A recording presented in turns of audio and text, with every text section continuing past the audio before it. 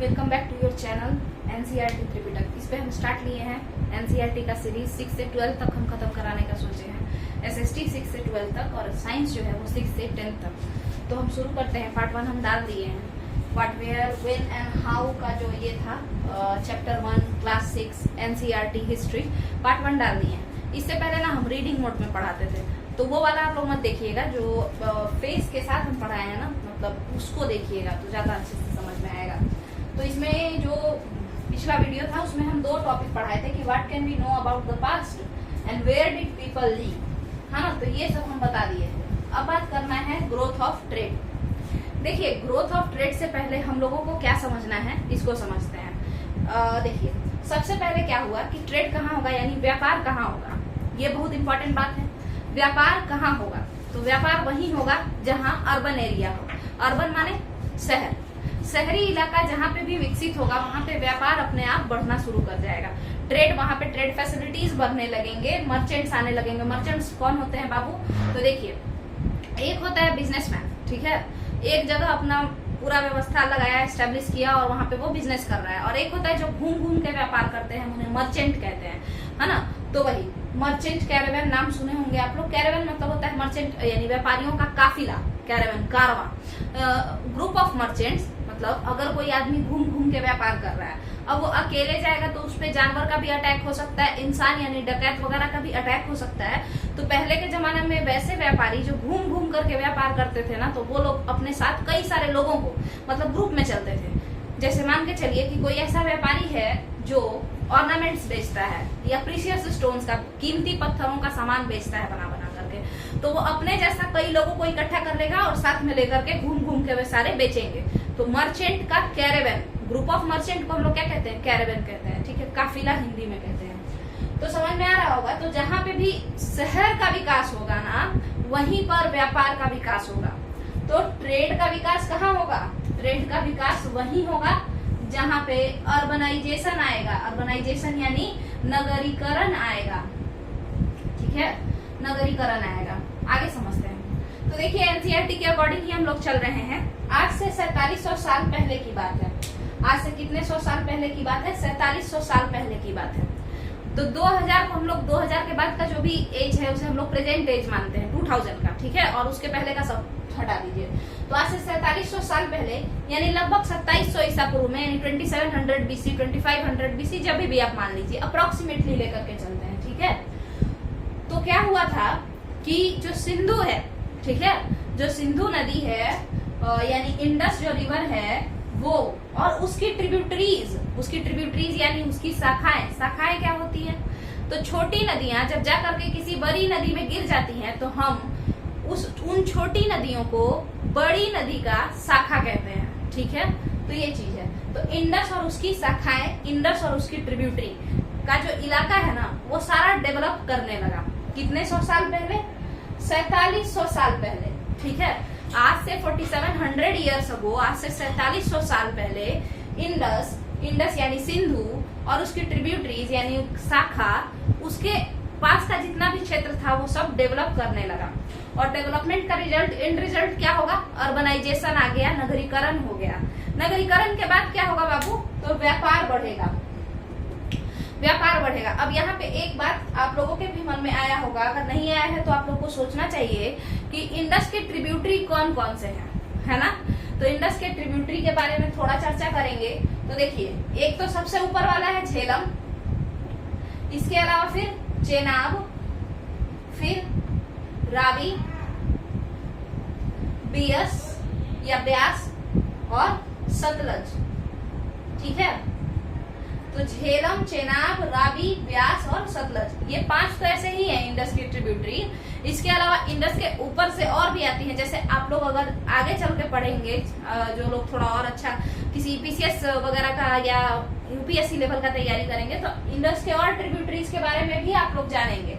वैसे तो BPSC PRT exam भी बोला है क्या कि 12th लेवल तक का क्वेश्चन हम पूछेंगे, 12th लेवल के एनसीईआरटी तक का। तो उसमें भी इंडस के 12th लेवल में इंडस के इन ट्रिब्यूटरीज के अलावा भी कई सारे ट्रिब्यूटरीज का नाम दिया हुआ है। जैसे जास्कर नदी, जैसे नुब्रा नदी, जैसे गिलगित नदी के नाम पर ही गिलगित नाम का एक शहर है जो कि अभी पाक ऑक्युपाइड कश्मीर में पड़ गया है। तो इस तरीके से कई सारी नदियां हैं, बट मुख्यतः मेनली यही जो है झेलम, चेनाब, रावी, ब्यास और सतलज ये हैं। आपको पता होगा क्या कि 1960 में जब इंडस वाटर ट्रीटी हुआ है ना, सिंधु का जो जल था उसका समझौता जब होता है भारत और पाकिस्तान के बीच में, तो ये तीनों जो, जैसे देखिए यहाँ पे इंडस भी लिख लीजिए, तो ये तीनों का जो पानी है ना वो कौन ले जाता है? पाकिस्तान। और इन तीनों का जो ज्यादा पानी है, ज्यादा अमाउंट ऑफ पानी को कौन रखता है? रबीस। रबीस मतलब रावी, ब्यास और सतलज, ये रखता है इंडिया। और इसको कैसे याद रखेंगे? तो रवीश कुमार कहाँ के पत्रकार है? इंडिया के पत्रकार हैं। तो रवीश किसके लिए है? तो इंडिया के लिए है। चलिए, तो ये ट्रिब्यूटरीज के बारे में हम बता रही हैं। तो ये सब जो इलाका है जहाँ भी सिंधु नदी बहता है, आप लोग सोचिए कि सिंधु आखिर कहाँ बहती है। जहाँ भी झेलम नदी बहती है, जहाँ भी चेनाब नदी बहती है, जहाँ भी रावी, ब्यास, सतलज नदी बहती है, ये सारे इलाके में हमने क्या देखा कि डेवलपमेंट स्टार्ट हो गया है। क्या हो गया है? डेवलपमेंट स्टार्ट हो गया है। डेवलपमेंट का रिजल्ट क्या होता है? व्यापार बढ़ेगा। ठीक है, डेवलपमेंट का रिजल्ट शहर बनेगा और शहर का रिजल्ट व्यापार बढ़ेगा। तो इस तरीके से व्यापार का ग्रोथ ऑफ ट्रेड हुआ 4700 साल पहले सिंधु नदी घाटी के क्षेत्रों में और उसकी सहायक नदी घाटियों में।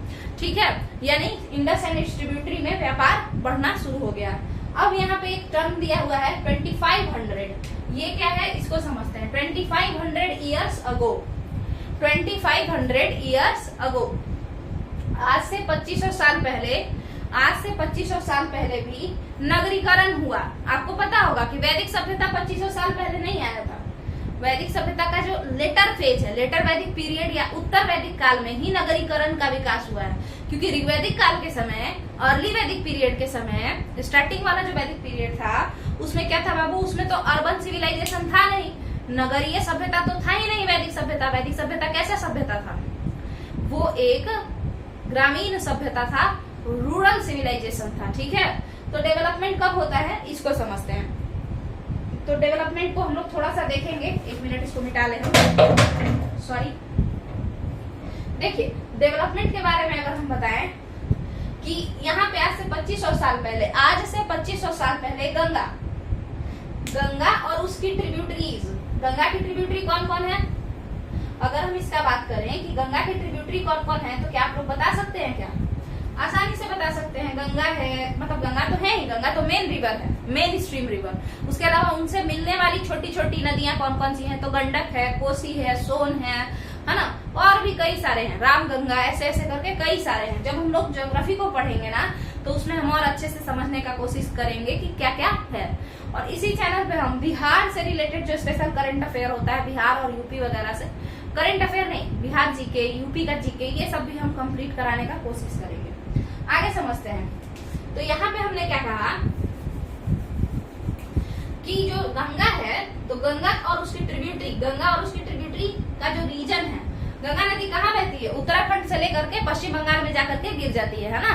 तो गोमुख जो है, गोमुख, गंगोत्री ग्लेशियर, ये सब, और इसमें बाद में हम लोग बात करेंगे गंगा कैसे दो नदियों से, अलकनंदा और भागीरथी से मिलकर के बनी है। तो इनके बारे में हम लोग बाद में बात करेंगे कि गंगा का निर्माण आखिर कैसे हुआ है। बट मेनली अभी ये मुद्दा है कि ये एक गंगा है जो कि कहाँ से शुरू हो रही है? उत्तराखंड से पश्चिम बंगाल तक। अब उत्तराखंड से पश्चिम बंगाल जाने के रास्ते में जितनी भी नदियां इससे आकर के जुड़ेंगी, चाहे इधर से जुड़े चाहे इधर से जुड़े, सारी की सारी इसकी ट्रिब्यूटरी कहलाएंगी। और ये जितने भी ट्रिब्यूटरीज का जो रीजन है, मान के चलिए कि कोई गांव है, मान के चलिए रामपुर, तो रामपुर गांव जो है अगर यहाँ पे बसा हुआ है इस ट्रिब्यूटरी के किनारे, और ये रामपुर गांव अब डेवलप कर रहा है, समझ में आया? तो कहेंगे कि गंगा वैली का जो रीजन है, या गंगा और उसकी ट्रिब्यूटरी का जो वैली वाला रीजन है, जहाँ पे लोग रहते हैं, है ना, या कह सकते हैं गंगेटिक प्लेन, है ना, गंगा का मैदान, गंगा और उसकी शाखाओं का मैदान जो है वो विकसित हो रहा है। गंगेटिक प्लेन क्या हो रहा है? वो विकसित हो रहा है, डेवलप हो रहा है। अब डेवलपमेंट का रिजल्ट क्या आएगा? ट्रेड बढ़ना, अर्बनाइजेशन। डेवलपमेंट का रिजल्ट ये होगा कि शहरीकरण हो जाएगा, और शहरीकरण का रिजल्ट ये होगा कि व्यापार बढ़ना शुरू हो जाएगा। तो ग्रोथ ऑफ ट्रेड गंगा में कब हुआ? 2500 साल पहले। गंगा नदी घाटी के क्षेत्रों में, गंगेटिक प्लेन जो रीजन है वहां पे कब हुआ ग्रोथ ऑफ ट्रेड? कब आया अर्बनाइजेशन? आज से 2500 साल, एक सेकेंड, आज से 2500 साल पहले आया। ठीक है, आज से 2500 साल पहले आया गंगेटिक रीजन में डेवलपमेंट। डेवलपमेंट का रिजल्ट अर्बनाइजेशन, अर्बनाइजेशन यानी नगरीकरण, और नगरीकरण का रिजल्ट, नगरीकरण का रिजल्ट ट्रेड। ठीक है, तो इस तरीके से ग्रोथ ऑफ ट्रेड हुआ। अब ट्रेड में क्या क्या हम लोग करते हैं, तो जाहिर सी बात है कि अब आज के जमाना की तरफ पिज्जा बर्गर हम लोग नहीं बेच रहे थे और ना ही कोई महंगा सामान। उस जमाने के लिए जो महंगा था, जैसे बताइए बेशकीमती पत्थर, सेमी प्रीशियस स्टोन्स, है ना, सेल यानी शंख, यही सब बेचते थे लोग उस समय। ठीक है, तो यहाँ तक का क्लियर है। आपको आगे चल के पता चलेगा कि जो रूलर होते थे, राजा जो होते थे, वो लोग ये जो गंगा का क्षेत्र है, गंगा का क्षेत्र कोई भी नदी का जो मार्ग होता है ना, रिवर का जो रास्ता होता है, जो उसका कोर्स होता है, उसको यूज करते थे। किस चीज के लिए? ट्रांसपोर्टेशन के लिए, आवागमन के लिए। दूर दूर तक व्यापार करते थे, देश विदेश में व्यापार करते थे, नदियों के रास्ते के द्वारा, समुद्री रास्तों के द्वारा, और उससे वो पैसा इकट्ठा करते थे। तो वो हम लोग आगे के टॉपिक्स में पढ़ेंगे, मगर अभी हम शुरू करते हैं। देखिए यहाँ पे अगला टॉपिक, तो ये 2500 साल पहले गंगा का जो रीजन था वो डेवलप हो गया, यानी बिहार यूपी वाला जो रीजन है, उत्तराखंड वाला जो रीजन है वो डेवलप हो गया। बट बात यहाँ पे है कि और कोई ऐसा था क्या जो डेवलप हुआ? तो हाँ, एक और रीजन है जहाँ पे डेवलपमेंट देखने को मिला इसी समय। अब वो रीजन कौन सा है? तो वो रीजन है coastal region of India. Coastal region of India, ये कौन सा बात हुआ? तो भारत का तटीय क्षेत्र, भारत का कौन सा क्षेत्र? तटीय क्षेत्र। अच्छा, आज से 2500 साल पहले की बात हो रही है, 70 साल पहले की बात नहीं हो रही है बाबू। आज से 2500 साल पहले जो आपका भारत है वो क्या केवल अभी प्रेजेंट इंडिया के जितना उसका एरिया था? नहीं था। उसका एरिया तो इंडिया, पाकिस्तान पूरा था ना। तो जो डेवलपमेंट हुआ वो इस तरीके से हुआ। मान के चलिए कि ये पाकिस्तान का बाउंड्री भी ले लीजिए और इस तरीके से इंडिया। तो ये पूरा ये जो कोस्टल रीजन है ना, कोस्टल रीजन यानी तटीय क्षेत्र, वो भारत, अखंड भारत का तटीय क्षेत्र। ठीक है, इस तटीय क्षेत्र में, इस कोस्टल रीजन में हमने देखा कि डेवलपमेंट शुरू हो गया, डेवलपमेंट शुरू हो गया। अर्बनाइजेशन यानी नगरीकरण आ गया। नगरीकरण के आने से ट्रेड बढ़ना शुरू हो गया, व्यापार बढ़ने लगा। और व्यापार जो हुआ, एक्सपोर्ट इंपोर्ट हुआ, आयात निर्यात हुआ। यहाँ पर कैसे हुआ तो देखते हैं, सुनिएगा। ईरान, आपको पता होगा कि पाकिस्तान के बगल में कौन कौन सा कंट्री है। अगर नहीं पता है तो थोड़ा सा पाकिस्तान को हम लोग देखेंगे। देखिए, मान के चलिए कि ये पाकिस्तान है, ठीक है, तो इसके इस साइड कौन है? इंडिया है। इधर कौन है? ईरान है। ठीक है, इस साइड इंडिया है, इस साइड ईरान है, और ऊपर में अफगानिस्तान है। वैसे तो पाकिस्तान का अफगानिस्तान से कोई बाउंड्री लगता नहीं है, मतलब इधर ऊपर में, ऊपर साइड में बाउंड्री नहीं लगता, बट चूंकि पाक ऑक्युपाइड कश्मीर है ना, तो वहां से अफगानिस्तान का ऊपर में इसके बाउंड्री बन जाता है। तो मान के चलिए अभी यहाँ पे हम समझते हैं कि ये क्या है? इंडिया है इधर पाकिस्तान के, और इधर ईरान है। ईरान पाकिस्तान के किस साइड में है? पश्चिमी सिरे पर है। ईरान पाकिस्तान के पश्चिमी सिरे पर है। ठीक है, तो जब डेवलपमेंट हुआ, क्या हुआ? जब डेवलपमेंट हुआ किस रीजन का? तो पाकिस्तान और भारत का जो अखंड भारत था, है ना, इंटीग्रल इंडिया जो था हम लोगों का 1947 से पहले, क्योंकि 2500 साल पहले की बात हो रही है। तो यहाँ पे जब डेवलपमेंट हुआ, जब नगरीकरण आया, जब अर्बनाइजेशन आया, तो यहाँ पे ट्रेड स्टार्ट हो गया। ठीक है, व्यापार होने के साथ साथ यहाँ के लोग, अगल बगल के लोग, लोथल वाले, सुरकोतदा वाले, है ना, सुतकांगेडोर वाले, वो लोग तो अपना व्यापार करते ही थे। साथ के साथ बाबू आपको बता दें कि इधर जो है, जो लोग थे, यहाँ पे क्या है? ईरान है। ईरान के लोग आते थे, ग्रीक के लोग आते थे और यहाँ पे व्यापार करते थे। ग्रीक के लोग आते थे, ईरान के लोग आते थे, है ना, ये लोग आते थे और यहाँ आकर के क्या करते थे? व्यापार करते थे। आप लोग एनसीईआरटी में पढ़ेंगे, अगर ध्यान देंगे तो, कि अरब का एक कोई लेखक या कोई कार्टोग्राफिस्ट, कार्टोग्राफी मतलब होता है कार्टोग्राफर, मतलब जो मैप बनाता है ना, अल-अदृशी नाम था उसका। तो अल-अदृशी ने भी क्या बनाया था?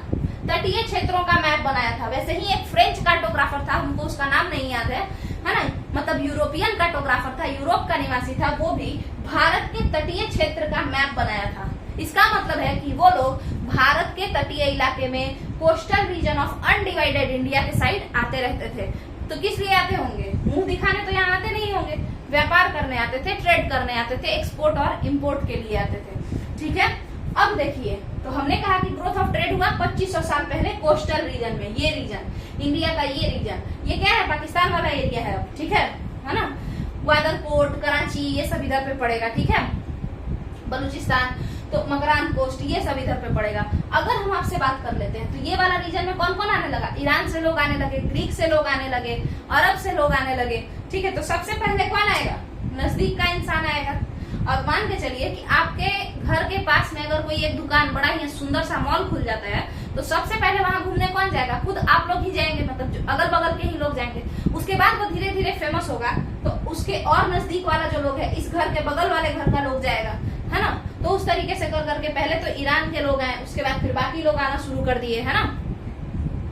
तो अब बात करते हैं आगे, क्या है बात, अब इसको समझते हैं। इसको समझते हैं कि आखिर लोग आते क्यों थे।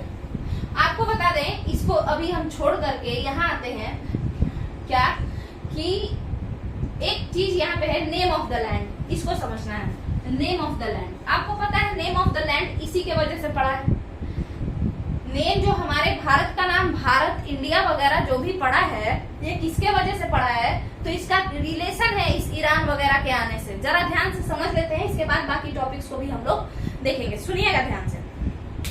देखिए हुआ क्या, आज से करीब 3500 साल पहले की बात है, जब ऋग्वैदिक पीरियड चल रहा था, ठीक है। आज से करीब 3500 साल पहले की बात है, जब ऋग्वैदिक पीरियड चल रहा था। अब आपको एक बात बता दें हम कि ऋग्वेद जो है वो संस्कृत भाषा में लिखा गया है, ठीक है।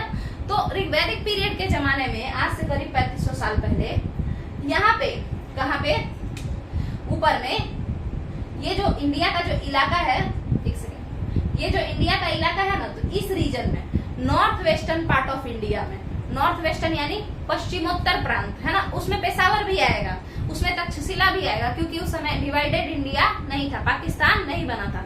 तो उस इलाके में, पश्चिमोत्तर प्रांत में एक कबीला रहा करता था, एक ट्राइब रहा करता था। उस ग्रुप ऑफ, मतलब जो लोग थे, बहुत सारे लोग रहते थे, ट्राइब थे, ट्राइबल पीपल थे। तो वो जो ट्राइब था, आज के जमाने में आप लोग सुनते होंगे संथाली पीपल, है ना, संथाल लोग, मुंडा आदिवासी लोग, है ना। तो उसी तरीके से वो जो आदिवासी लोग थे ना, उनका, उस ट्राइबल लोगों का नाम था भरत। लोगों का नाम नहीं था, उस कबीले का नाम था, उस ट्राइब का नाम था भरत, ठीक है। भरत कबीला या भरत ट्राइब। तो पहले ये लोग कहाँ रहते थे, नॉर्थ वेस्ट में रहते थे। काम क्या करते थे, एग्रीकल्चर वगैरह करते थे, ठीक है। और लड़ाई झगड़ा तो हर कोई करते ही आया है, कोई भी सिविलाइजेशन हो, कोई भी समय हो, मानव हमेशा लड़ाई झगड़ा करते रहता है, नीड्स के लिए, कभी गाय को पकड़ने के लिए, कभी पैसा के लिए, कभी किसी भी चीज के लिए, ठीक है। तो ये हम लोग का नेचर है। तो आगे समझते हैं। तो ये नॉर्थ वेस्टर्न इलाका, पश्चिमोत्तर प्रांत में, भारत का जो अविभाजित भारत, अनडिवाइडेड इंडिया का जो पश्चिमोत्तर प्रांत था ना, तो वहां पे एक कबीला रहा करता था, ग्रुप ऑफ पीपल थे, उसके एक कबीला का नाम था क्या, भरत। तो उन्हीं भरत के नाम पर, उसी कबीले के नाम पर पूरे भारत को, पूरा जो लैंडमास है, हम लोगों का जो देश है, उसका नाम भारत पड़ गया, ठीक है। उस भरत कबीला के नाम पर पूरे लैंडमास का, ना कि सिर्फ उत्तर पश्चिमोत्तर प्रांत का नहीं, दक्षिणी भारत का भी, सबका, साउथ इंडिया सबका नाम क्या पड़ गया, भारत पड़ गया। पुराण में, और फिर आपका जो ये एपिक्स वगैरह होते हैं, एपिक कहते हैं उनको, महाकाव्य, रामायण और जो महाभारत होते हैं, तो वो सारी चीजें, उनमें इसका नाम भारतवर्ष पड़ा। ऐसे इसको क्या कहा गया, भरत कबीले के नाम पर पूरा जो लैंडमास था उसको क्या कह दिया गया, भारत कह दिया गया। और उसके बाद पुराण में, और आपका वहां पे क्या बोलते हैं, महाभारत में, ये सब रामायण में, इन सभी जगहों पर भारतवर्ष कहा गया। एक और नाम से इंडिया जाना जाता है, और वो नाम आप लोग सुने होंगे, रामायण का जो सॉन्ग है, जम्बू द्वीप पे भारत खंडे करके, है ना। तो उसमें जम्बू द्वीप के नाम से भी इंडिया का जो ये लैंड है उसको जाना जाता है। जम्बू द्वीप मतलब होता है जामुन का आइलैंड, ऐसा आइलैंड जहाँ पे बहुत सारा जामुन होता हो, तो वही जम्बू द्वीप के नाम से भी इसको जाना जाता था। अगली बात, तो हमने बता दिया इसका जो हिंदी नाम है, पुराणों में इसे एक और नाम से कहा गया है, आर्यावर्त। आर्यावर्त क्यों, क्योंकि आर्यों की भूमि है ये, ठीक है। आर्यवैनिक श्रेष्ठ, वही वैदिक पीरियड वाले। तो उन्होंने पुराण तो कौन लिखा है, सिंधु सभ्यता वालों को का नहीं है ना पुराण। पुराण किसका लिटरेचर है, वैदिक लिटरेचर है। तो वेद के समय कौन श्रेष्ठ थे, आर्य श्रेष्ठ थे। तो इसीलिए आर्यों ने अपने, मतलब लैंड को, आर्य यहाँ रहते थे, और जिस भूमि पर आर्य रहते थे उस लैंड को क्या कह दिया, उस भूमि को क्या कह दिया, आर्यावर्त। तो कुल हिंदी में कितने नाम हुए हमारे इस क्षेत्र का, जहाँ हम निवास करते हैं, जहाँ हम रहते हैं, तो बता देते हैं। देखिए, पहला हिंदी नाम भारत क्यों पड़ा, भरत कबीले के नाम पर पड़ा। दूसरा हिंदी नाम भारतवर्ष पड़ा, पुराण में, महाकाव्यों में, एपिक्स वगैरह में हम लोगों ने देखा कि भारतवर्ष लिखा गया है। ठीक है, अगला उसके बाद एक और चीज पढ़ा, वो क्या था? आर्यावर्त। आर्यावर्त इसी लैंड का नाम है जहां हम लोग रहते हैं, उसी का नाम आर्यावर्त भी है। आर्यावर्त क्यों पढ़ा? आर्यों की भूमि। ठीक है, आर्य कौन थे? वैदिक सिविलाइजेशन वाले। आगे फिर बताते हैं एक और नाम जो कि आप गाना में सुने होंगे। रामायण जो लॉकडाउन के समय में चला था तो उसमें एक गाना आता था, जम्बू द्वीपीय भारत खंड है ना, एक नगरी है अयोध्या नाम की, ऐसे कर करके एक गाना आता था। तो जम्बू द्वीप जो है वो भी इसी इंडिया का नाम है, इसी भारत का नाम है जम्बू द्वीप, यानी जामुन का द्वीप। यहाँ पे बहुत सारा जामुन हुआ करता होगा कभी, तो उसके नाम पे ये पड़ा होगा। तो हिंदी नाम हम लोग अच्छे से समझ लिए। अब एक बात करते हैं, आखिर ये इंडिया या हिंदुस्तान ये सब कैसे पड़ा, इसको समझते हैं। देखिएगा, इंडिया जो है कैसे पड़ा इसको समझते हैं। ईरान के निवासी, ईरान के पीपल यहाँ आए, किस लिए? ट्रेड करने के लिए आए। यहाँ किस लिए आए? ट्रेड करने के लिए आए। ठीक है, अब आपको पता होगा कि सिंधु नदी कैसे जाती है। आपको पता होगा कि सिंधु नदी तो पाकिस्तान वाला, जैसे यहाँ से, जैसे इंडिया से लेह लद्दाख होते हुए और पाकिस्तान के कराची साइड जाकर के गिर जाती है। यही है सिंधु का कोर्स। सिंधु जिस क्षेत्र से जाती है, सिंधु का जो बहाव वाला रास्ता है, कोर्स है, वो यही है। तो सिंधु के इस साइड पड़ गया ईरान, इस साइड मतलब पश्चिम साइड में, और सिंधु के पूरब साइड में कौन पड़ गया? पूरब साइड में वो क्षेत्र जहां हम लोग रहते हैं। सिंधु के पश्चिम साइड में कौन पड़ गया? ईरान, और सिंधु के पूरब साइड में कौन पड़ गया? वो क्षेत्र जहां हम लोग रहते हैं। ठीक है, तो जो ईरान के लोग थे वो सिंधु को पता है क्या कहते थे? ईरान के लोग सिंधु को क्या कहते थे? इंडोस कहते थे। ठीक है, ईरान के लोग सिंधु को, इंडस को इंडस नहीं कहते थे, इंडोस कहते थे या हिंदोस कहते थे। ठीक है, इंडोस या हिंदोस कहते थे। नदी को कहते थे इंडोस या हिंदोस। और नदी के ईस्ट में जो भी लैंड है, नदी के ईस्ट में, ईस्ट यानी नदी के पूर्व में, इस सिंधु नदी के पूर्व में, इस इंडोस के पूर्व में जो भी लैंड है उसको ये लोग क्या कहते थे?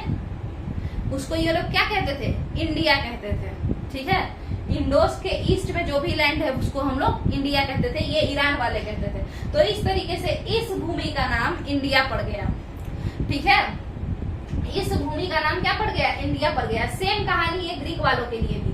ग्रीक वाले भी पहले इंदे इंदे बोलते थे और इस तरीके से पूरे यूरोप में फैल गया इंडिया, तो इस तरीके से इसका नाम इंडिया पड़ गया। एक और बहुत खास इंपॉर्टेंट नाम है हिंदुस्तान। हिंदुस्तान नाम कैसे पड़ा इसको समझते हैं। देखिए, ईरान से अगर आप पर्शियन गल्फ को पार करेंगे, यानी फारस की खाड़ी को पार करेंगे, तो आपको क्या मिल जाएगा?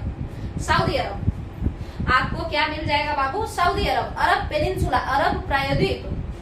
सऊदी अरब तो टूट टूट करके ना एक एक बन गया, यमन, ओमान, ये सब। पहले क्या था? पूरा का पूरा एक ही था, अरब प्रायद्वीप के नाम से जाना जाता था। तो अरब के निवासी जब यहाँ पे व्यापार करने आते हैं, अरब के निवासी जब यहाँ पे व्यापार करने आते हैं, तो वो क्या कहते हैं वो समझते हैं। वो सिंधु को, वो इंडस को हिंदोस कहते हैं। इंडस को हिंदोस कहते हैं। हिंदोस के पूर्व में रहने वाले लोगों को, हिंदोस के पूर्व में कोई भी इंसान रहता हो, अरब के निवासी उसे हिंदू कहते हैं। तो आप अगर कहें कि हिंदू कोई एक धर्म है, तो ऐसी बात नहीं है। हिंदू टर्म है, हिंदू वो टर्म है जो कि सिंधु नदी के, हिंदू वो टर्म है जो कि सिंधु नदी के पूरब साइड रहने वाले किसी भी इंसान को कहा जा सकता है। वैसा इंसान जो सिंधु नदी के पूर्व में जन्म लिया है, वो सारा इंसान हिंदू टर्म से उसको बुलाया जाएगा। ठीक है, आगे समझते हैं। अरबों के हिसाब से, क्योंकि अरबों ने ही ये नाम दिया है, सिंधु के पूरब में रहने वाले सारे लोग हिंदू, और इन लोग, ये लोग जिस भूमि पे रहते हैं वो भूमि क्या हो जाएगा? हिंदुस्तान। ये लोग, हिंदू लोग जिस भूमि पे रहते हैं उसे क्या कह देंगे? हिंदुस्तान। आपको बता दें कि हिंदू कोई धर्म नहीं है, सनातन एक धर्म है। हिंदू क्या है? Group of people who resides किधर? On the eastern side of Indus river. ठीक है, सिंधु के ईस्टर्न साइड में, पूर्वी हिस्से में जो लोग रहते हैं उनको हम लोग हिंदू कहते हैं। हम नहीं कहते हैं, अरब के निवासियों ने ये नाम दिया है कि लोग जो है हिंदू हैं, जगह जो है वो हिंदुस्तान है। तो नेम ऑफ द लैंड आपका क्लियर हो गया होगा, और कोई भी नाम ऐसा नहीं है जिससे इंडिया को जाना जाता हो, यही कुछ नाम है। ठीक है, कौन कौन लोग दिए हैं? ईरान के लोग, ग्रीक के लोग, उसके अलावा पुराण वगैरह दिया, फिर भरत कबीले के नाम पर यहाँ का कई सारा नाम पड़ता है। उसके बाद एक और चीज, क्या? अरब के लोगों ने हिंदुस्तान कहा और यहाँ के रहने वाले लोगों को हिंदू कह दिया। यहाँ तक का क्लियर है। और एक बात समझते हैं, भारत की संतान को, क्योंकि भरत कबीले के नाम पर पड़ा भारत, और भारत में रहने वाले लोगों को क्या कहा गया, जिस तरीके से अरब वासियों ने हिंदुस्तान में रहने वाले लोगों को हिंदू कह दिया है ना, उसी तरीके से भरत कबीले के नाम पर पड़ा था। तो भारत में रहने वाले लोगों को आगे चल के क्या कहा गया, भारती कहा गया। भारती मतलब भरत की संतान। ठीक है, यहाँ तक का क्लियर है। चलिए आगे समझते हैं। तो नाम आपका क्लियर हो गया है कि नाम क्या है। यहाँ पे ये देखिए, ये इम्पोर्टेंट टॉपिक है एनसीईआरटी का, नेम ऑफ द लैंड। आखिर नाम कैसे कैसे पड़ा, तो वो हम बता दिए पूरा हिस्टोरिकल एस्पेक्ट कि किस तरीके से इस भूमि का नाम, इस क्षेत्र का नाम पड़ा। ठीक है, अब हम लोग किसी और टॉपिक पे आगे बढ़ेंगे। तो देखते हैं, देखिए छोटा छोटा वीडियो बना करके हम डालने का कोशिश करेंगे, बट देखिए कंप्लीट ये कितने दिन में होता है। शुरू करते हैं, अगला एक टॉपिक देखते हैं। ठीक है, तो अगला एक टॉपिक देख लेते हैं, देखते हैं। देखिए, व्हाई डू पीपल ट्रैवल, कहता है कि पीपल आखिर क्यों घूमते थे। तो सुनिएगा ध्यान से, कई सारा कारण हो सकता है। सबसे पहले अगर कोई भी इस तरीके का क्वेश्चन आता है तो हमको ये सोचना चाहिए कि लोग कितने प्रकार के होते हैं। मतलब ये नहीं कि रंग के काले और गोरे होते हैं, सुंदर और अगली होते हैं, ऐसा नहीं। लोग कितने प्रकार के होते हैं, किस बेसिस पर, ऑक्यूपेशन के बेसिस पर, व्यापार के बेसिस पर, मतलब काम के बेसिस पर। ऑक्यूपेशन यानी व्यवसाय। मान के चलिए कई तरीके के लोग होते हैं, लोग कई तरीके का काम करते हैं। पहला रूलर यानी राजा। अब जो राजा होगा वो अगर कहीं घूमेगा तो किन किन कारणों से घूम सकता है, आप खुद बताइए। तो देखिए, राजा जो होगा बाबू, वो कैसा होगा, एक्सपेंशनिस्ट एटीट्यूड का होगा। एक्सपेंशनिस्ट मतलब जो फैलना चाहता हो, जो पूरा एम्पायर बनाना चाहता हो, अपना साम्राज्य बनाना चाहता हो, जो साम्राज्यवादी विचारधारा का होगा। तो ये क्या करेगा, बात बात पर अटैक करेगा। अगल बगल के रीजन में अटैक करने का 2-4 तरीका सुन लीजिए ध्यान से। एक तो क्या करेगा, उस्काएगा, मतलब उस्काना यानी उकसाना। देखिए, अश्वमेध यज्ञ, एक क्या करेगा कि जाके सीधे अटैक कर दिया, है ना, तोप लेके गए, उड़ाना शुरू कर दिए सीधे। एक क्या करेगा, एक यज्ञ पे बैठ जाएगा सेक्रीफाइस करने के लिए, और वहां पे अपने घोड़ा को छोड़ देगा। घोड़ा जिधर भी चला जाए, अगर वहां का राजा मेरा घोड़ा पकड़ लिया तो हम लड़ने आएंगे, और अगर वो नहीं पकड़ा तो मतलब कि वो राजा हमसे डरता है और वो भूमि मेरा है, मतलब चित्त भी मेरा और पट भी मेरा। ठीक है, अब आपको इसका एक बहुत बढ़िया ट्रिक बता दें हम, मतलब एक क्या होता था अश्वमेध यज्ञ, आपको बता दे बाबू। अश्वमेध यज्ञ अगर कोई राजा करता था तो वो पागल नहीं था।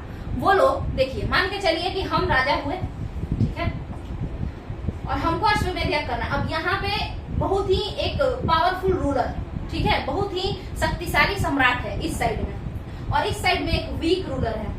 हम अपने मंत्री को बोले कि जाओ पता करो किधर वीक रूलर है, तो वो बोला कि आपके इस साइड यानी ईस्टर्न साइड में, पूर्वी हिस्से में वीक रूलर है, तो हम अपना घोड़ा इधर ही छोड़ेंगे। और अगर कोई कहेगा कि इधर वीक रूलर है तो हम इधर छोड़ेंगे अपना घोड़ा। जिधर स्ट्रांग रूलर होगा यानी जिधर शक्तिशाली राजा होगा, हम उधर अपना घोड़ा कभी नहीं छोड़ेंगे, क्योंकि हम पिटा जाएंगे। ठीक है, तो इस तरीके से हम लोग एक्सपेंशन यानी बढ़ा लेंगे अपने राज्य को। पहला ये तरीका हुआ।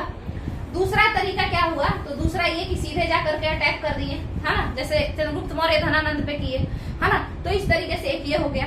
तीसरा तरीका क्या होगा, तो तीसरा तरीका ये होगा, दहेज में ले लेंगे।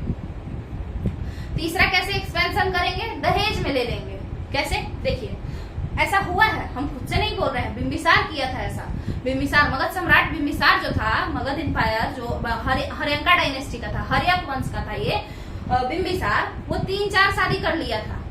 कौशल नरेश प्रसेनजीत की बहन कोसला से किया था। उसके बाद मद्र नरेश की जो है खेमा थी, उसकी बेटी थी। मद्र एक पंजाब का रीजन था, वहां पे एक राजा हुआ करता था, उसकी लड़की खेमा थी। चेटक की बहन चेलन्ना से कर लिया था। तो कई सारी लड़कियों से ये शादी किया था। क्यों, ताकि ये प्रोटेक्शन भी इसका हो जाएगा, अगल बगल का लोग अटैक नहीं करेगा, और दूसरा क्या, दूसरा एक्सपेंशन भी होगा, दहेज में थोड़ा थोड़ा सामान भी मिलेगा।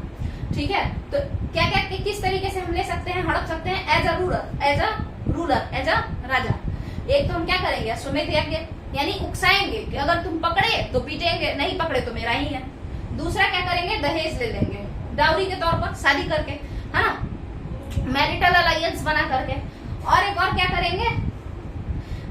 करेंगे, कैसे बढ़ाएंगे, सीधे अटैक कर देंगे। अटैक जैसे चंद्रगुप्त मौर्य किए, इन्वेजन कर देंगे। ठीक है, तो ये 3 तरीके से रूलर करते थे। 3 तरीके से रूलर हो गया। अब मान के चलिए कि हम रूलर नहीं है, अभी हम क्या है, फिलोसोफर हैं।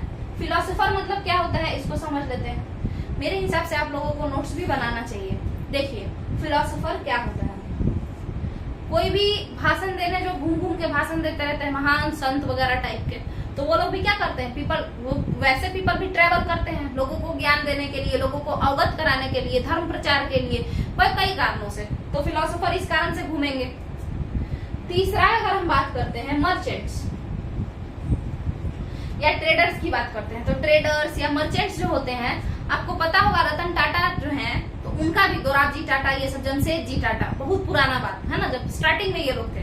रतन टाटा तो बहुत ही मतलब अगला माने काफी आगे का जनरेशन हुए ना, जब टाटा कंपनी जैसा कुछ नहीं था, टाटा एक इंसान, नॉर्मल इंसान थे, जमशेदजी टाटा जिनके नाम पर टाटा स्टेशन है, तो वो भी यही काम करते थे। मर्चेंट थे, वो घूम घूम के व्यापार किया करते थे, किसी का सामान लेकर के हम पहुंचा देंगे, आप हमको कमीशन दे दीजिएगा, इस तरीके से वो अपना व्यापार शुरू किए थे। ठीक है, तो ये मर्चेंट यानी वो व्यापारी जो घूम घूम करके व्यापार करते हैं, ठीक है, वो वाले। तो ये लोग भी अपना ट्रेवल करते हैं, मर्चेंट, है ना। इसके अलावा क्या होता है तो सुनिएगा, पास्चुरल लैंड के तलाश में, मतलब पास्चुरल लैंड के तलाश में यानी चारागाह के खोज में।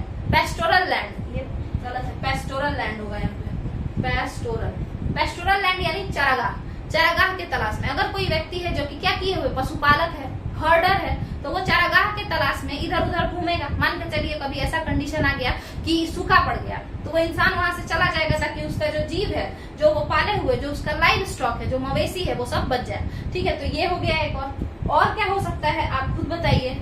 मान के चलिए कभी सूखा पड़ गया, बाढ़ आ गया, इस तरीके का सिचुएशन यानी एक्सट्रीम कंडीशन आ गया, तो इंसान खुद भी चला जाएगा in search of job, in search of food, है ना, काम के तलाश में चला जाएगा, खाना भोजन के तलाश में चला जाएगा, पानी के तलाश में चला जाएगा।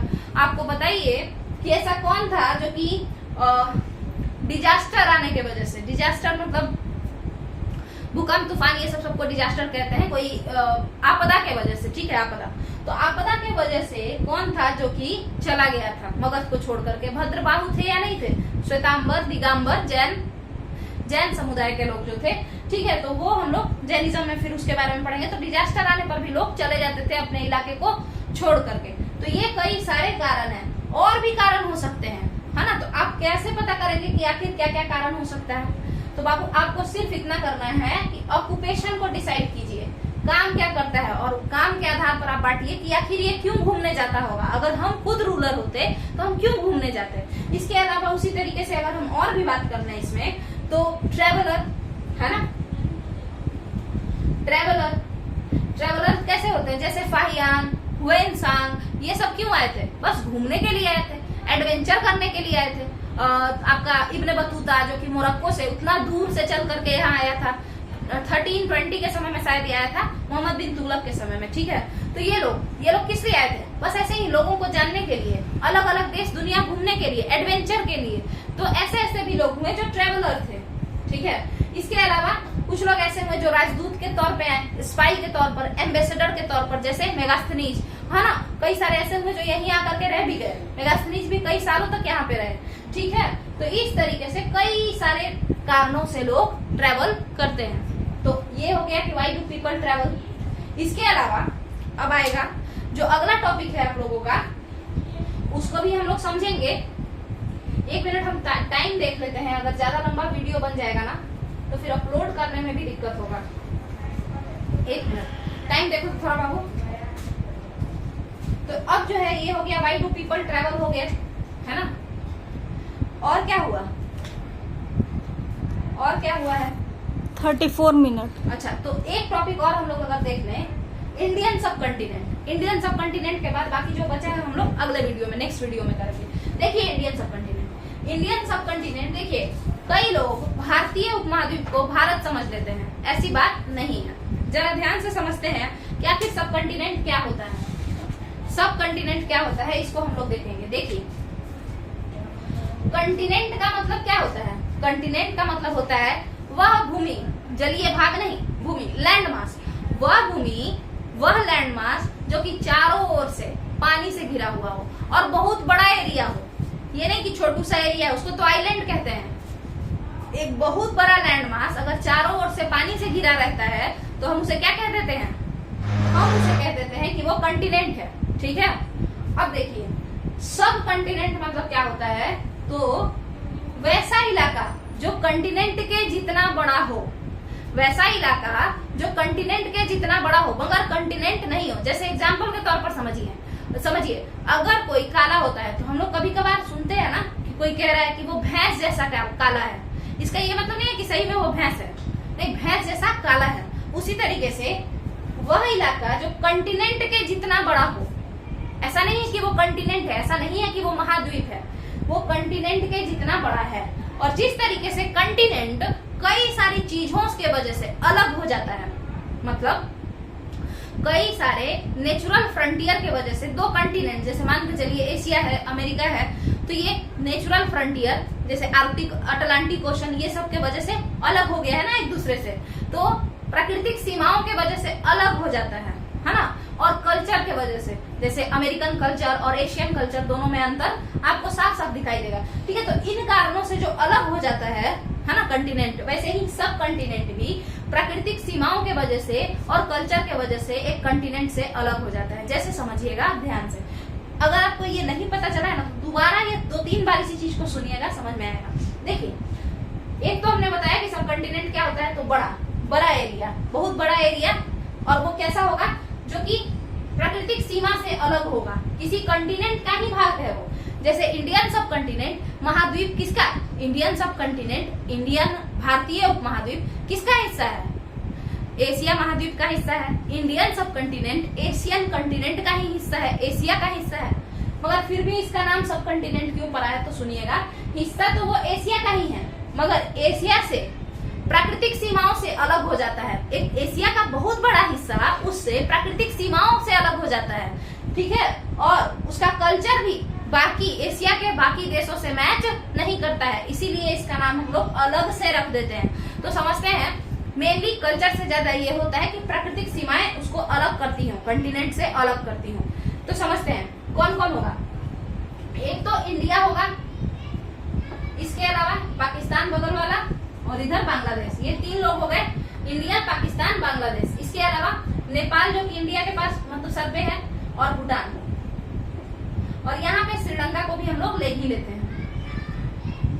अब समझते हैं इंडिया, पाकिस्तान, बांग्लादेश, श्रीलंका, नेपाल और भूटान। देखिए इंडिया का जैसे ये पूरा एरिया इंडियन सब कंटिनेंट के नाम से जाना जाता है। अब आप लोग में से कुछ पूछेंगे कि इसका नाम पाकिस्तान सब कंटिनेंट या बांग्लादेश सब कंटिनेंट क्यों नहीं है, तो सुनिएगा ध्यान से, कोई भी क्षेत्र का वो हिस्सा जो सबसे बड़ा होता है ना, उसी के नाम पर उसका नाम पड़ता है। ठीक है, उसी के नाम पर उस क्षेत्र का नाम पड़ता है। जैसे ये पूरा जो देश है ना, ये सारे देश, इनमें सबसे ज्यादा एरिया किसका है, इंडिया का है, इसीलिए इस पूरे सब कंटिनेंट का नाम, पूरे उपमहाद्वीप का नाम इंडियन सब कंटिनेंट पड़ जाता है। अब आप कहेंगे कि ये तो पड़ोसी राज्यों का नाम है, पड़ोसी देशों का नाम है, तो इसमें अफगानिस्तान को भी ऐड कर लो, है ना, इसमें अफगानिस्तान को भी ऐड कर लो, इंडोनेशिया को भी ऐड कर लो। 1 मिनट रुक जाइए, यहाँ पे थोड़ा शोर होते रहता है।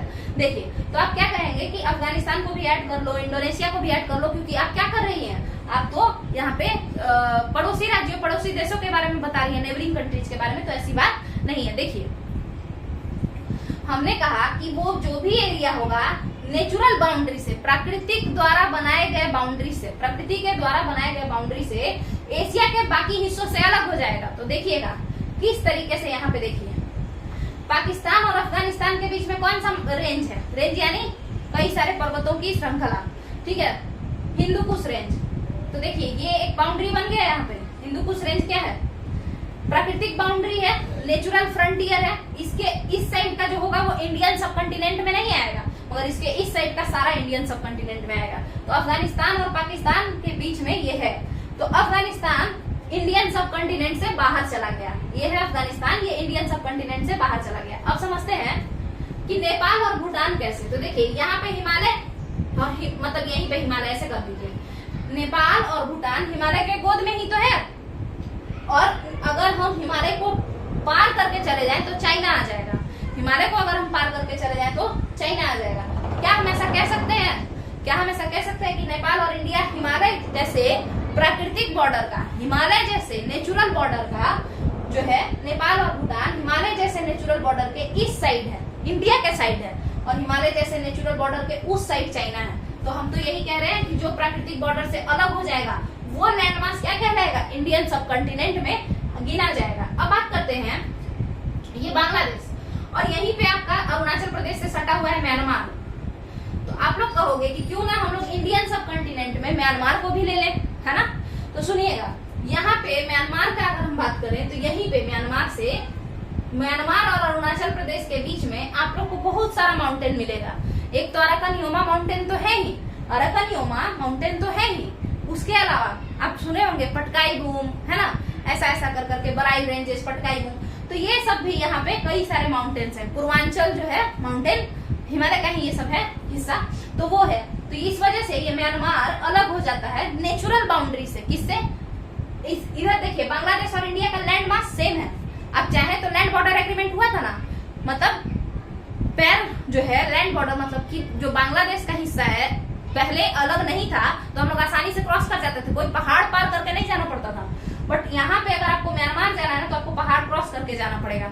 दर्रा के मदद से जाइए, यानी कि पासेस के मदद से जाइए, या फिर पहाड़ के ऊपर चढ़ के नीचे उतर के जाइए, जो भी। तो बांग्लादेश इधर हो गया, म्यांमार उधर हो गया, तो इंडियन सब कंटिनेंट का ये पार्ट तो होगा, वो नहीं होगा। क्यों? क्योंकि नेचुरल बाउंड्री से अलग हो गया। अगला समझते हैं, नेपाल भूटान हो गया, बांग्लादेश हो गया। अब एक बचा श्रीलंका। तो आप लोग कहोगे कि तो श्रीलंका का तो नेचुरल बाउंड्री बन रहा है, किससे बन रहा है? तो सी से बन रहा है। पाक स्टेट क्या है? समुद्र है, ये सब जो है तो समुद्रों से बन रहा है, समुद्र से बन रहा है। पाक स्टेट से, इंडियन ओशन ही सीधे कह लीजिए, हिंद महासागर से बन रहा है। तो सुनिएगा, कुछ हिस्टोरियन इसको श्रीलंका को इंडियन सब कंटिनेंट का पार्ट नहीं मानते हैं, क्योंकि इंडियन ओशन का जो पाक स्टेट है ना, पाक जलडमरू मध्य, उसके पानी का एरिया है, तो ये तो अलग हो गया, किसी नेचुरल बाउंड्री से ये अलग हो गया इंडियन सब कंटिनेंट से। तो कुछ लोग कहते हैं कि नहीं ये तो अलग है, मगर आपको पता होगा कि यहाँ पे क्या है, एडम्स ब्रिज है। तो वो कैसा है? एडम्स ब्रिज कैसा है? राम सेतु पुल, एडम्स ब्रिज कैसा है बताइए? एडम्स ब्रिज तो लैंड मास है ना, मतलब एक भूमि का हिस्सा है, टुकड़ा टुकड़ा, तो उससे ये जुड़ा हुआ है। जाफना आइलैंड ऑफ श्रीलंका उससे जुड़ा हुआ है। तो कुछ हिस्टोरियंस ऐसा कहते हैं कि नहीं ये भी लैंड मास से जुड़ा हुआ है, भले ही इसका जो लैंड मास है वो थोड़ा छिछला है, थोड़ा सा शैलो है, बट ये भी जुड़ा हुआ है, इसीलिए श्रीलंका को भी हम इंडियन सब कंटिनेंट का पार्ट मानेंगे। तो यहाँ तक का समझ में आ गया। अगर नहीं समझ में आया है ये सब कंटिनेंट वाला मुद्दा, तो आप लोग वापस से इस वीडियो को 2 बार कम से कम देखिएगा, ज्यादा से ज्यादा 4 बार, आपको समझ में आ जाएगा। अब इसका एक रकम बता देते हैं कि आखिर इंडियन सब कंटिनेंट में कौन कौन से कंट्री हैं। तो देख लीजिए, 1 मिनट रुक जाइए, देखते हैं। अब बस हम यहाँ पे नोट कर देते हैं कि कौन कौन से कंट्री हैं। आप लोगों को क्या करना है, ये लिख लेना है, ठीक है। वैसे तो ये YouTube पे हमेशा अवेलेबल रहेगा वीडियो, बट फिर भी चलते हैं, देखते हैं। देखिए इंडियन सब कंटिनेंट में कौन कौन से होंगे। इंडियन सब कंटिनेंट, ये IS जो हम लिखे हैं इंडियन सब कंटिनेंट, या हिंदी में भारतीय उपमहाद्वीप। इसमें कौन कौन होगा? तो सबसे बड़ा भाई इंडिया, इंडिया के अलावा भूटान, भूटान के अलावा नेपाल, नेपाल के अलावा बांग्लादेश और पाकिस्तान। और बताइए श्रीलंका में आप लोग क्या कीजिएगा, स्टार लगा लीजिएगा। श्रीलंका में स्टार लगा लीजिएगा। क्यों हम ऐसा बोल रहे हैं? क्योंकि कुछ हिस्टोरियन श्रीलंका को कहते हैं कि ये भाग है किसका, भारतीय उपमहाद्वीप का। Sri Lanka is a part of Indian सब कंटिनेंट। और कुछ लोग कहते हैं कि श्रीलंका इंडियन सब कंटिनेंट का पार्ट नहीं है। अब यहाँ पे कुछ लोग इस तरीके का बकवास मत कीजिएगा कि श्रीलंका इंडिया का पार्ट है। नहीं, इंडियन सब कंटिनेंट का पार्ट है। इंडियन सब कंटिनेंट, भारतीय उपमहाद्वीप और भारत 2 अलग चीज है, ठीक है। तो यहाँ पे वीडियो बहुत बड़ा हो जाएगा, तो यहाँ पे हम लोग यही इतना ही छोड़ते हैं। बाकी जो भी टॉपिक बचा है, कुल मेरे हिसाब से 4 या 5 टॉपिक बचा हुआ होगा, यही है 10 ही टॉपिक है। तो उसके बाद ये सीरीज जो है NCERT का चैप्टर 1 क्लास 6 वाला जो है वो हिस्ट्री वाला वो कंप्लीट हो जाएगा। उसके बाद हम अगला चैप्टर लेकर के आएंगे। तो अब आपको क्या करना है, इसका नोट्स बनाना है, इसको अच्छे से समझना है। हम PYQ सीरीज भी कराएंगे, या तो इस चैनल पे कराएंगे, नहीं तो हम त्रिपिटक चैनल, जो इसी का मतलब एक और चैनल है, NCERT त्रिपिटक का ही एक और चैनल है त्रिपिटक, जिसमें हम गवर्नमेंट एग्जाम ओरिएंटेड ज्यादा बात करते हैं। और ये वाला जो है ये CTET मॉडल और जो CBSE मॉडल है उस पे ज्यादा ये फोकस्ड रहता है, NCERT पे ज्यादा फोकस्ड रहता है, ठीक है। और वो रट्टू वाला जो होता है ना, क्वेश्चन वगैरह जैसे लूसेंट और क्राउन वगैरह, उस पे ज्यादा फोकस करते हैं हम उस चैनल पे। तो उस पे हम PYQ भी करवाएंगे। तो आप लोग क्या कीजिएगा, त्रिपिटक चैनल को भी सब्सक्राइब कर लीजिएगा और साथ के साथ सर्च कीजिएगा TRIPITAK और एनसीईआरटी त्रिपिटक जो ये चैनल है इसको भी सब्सक्राइब कर लीजिएगा। और बाकी वीडियोस वगैरह आप देखते रहिए, बिहार जी के भी लेकर के आएंगे और पीवाईक्यू वगैरह भी करवाते रहेंगे। तो चलिए, थैंक यू।